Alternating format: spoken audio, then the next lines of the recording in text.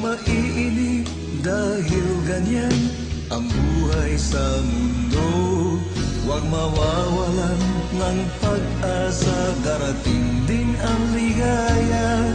Ang isipin mo'y may bukas pa na mayroong saya. Kabiguan, hindi hadlang upang tumakas ka. Huwag kang iiwas pang napibigo, dapat na